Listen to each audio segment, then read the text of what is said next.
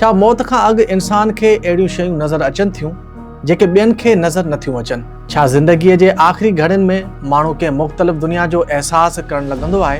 बर्तानिया जे हिकु तजुर्बेकार नर्स जा मुशाहिदा अहिड़नि ई सवालनि ते नई बहस खे जनमु ॾेई रहिया आहिनि।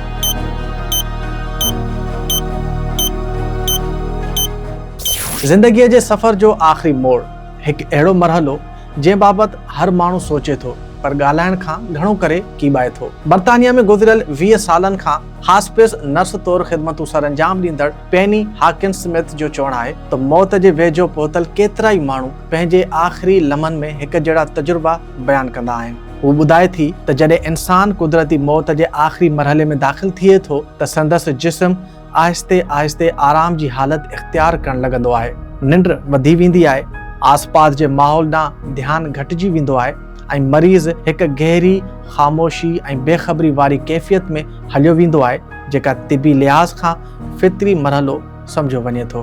पेनी मूजिबि हिन मरहले दौरान घणा मरीज़ अहिड़नि ॻाल्हियुनि जो ज़िक्र कंदा आहिनि जेके संदनि घरबातियुनि लाइ हैरत जो सबबु बणिजनि थियूं।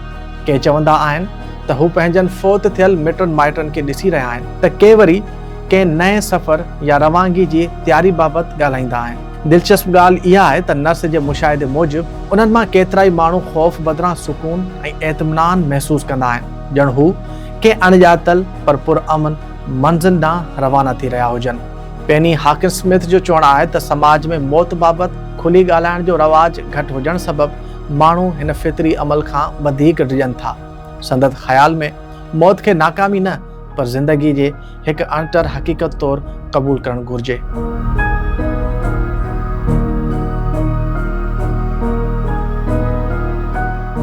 हू ॿुधाए थी त केतिरा ई ख़ानदान जॾहिं पंहिंजनि प्यारनि खे हॉस्पिस में आणनि था त खेनि अंदाज़ो ई न हूंदो आहे त मरीज़ ज़िंदगीअ जे आख़िरी मरहले में दाख़िल थी चुको आहे। अहिड़े मौक़े ते तिबी अमले जी ज़िमेवारी हूंदी आहे त हू वारसनि खे सम्झाइणी ॾिए त जिस्म में थींदड़ तब्दीलियूं कुदरती आहिनि। पेनी जो चवणु आहे त हर इंसान जो तजुर्बो हिकु जहिड़ो न हूंदो पर बीमारी जे आख़िरी मरहले में घणनि माण्हुनि में कुझु निशानियूं ज़रूरु गॾियल हूंदियूं आहिनि जहिड़ो वधीक निंड अचणु, ॻाल्हाइण ऐं रद अमल में घटिताई ऐं जिस्मानी कमज़ोरी जो आहिस्ते आहिस्ते वधणु। शायदि मौत बाबति सभई सवाल अञा बि लाजवाब हुजनि पर उन्हनि मरीज़नि जा तजुर्बा ऐं सालनि जे मुशाहिदे ते ॿधल अहिड़ियूं ॻाल्हियूं इंसान खे ज़िंदगीअ जे आख़िरी सफ़र बाबति ज़रूरु सोचण ते मजबूर कनि थियूं।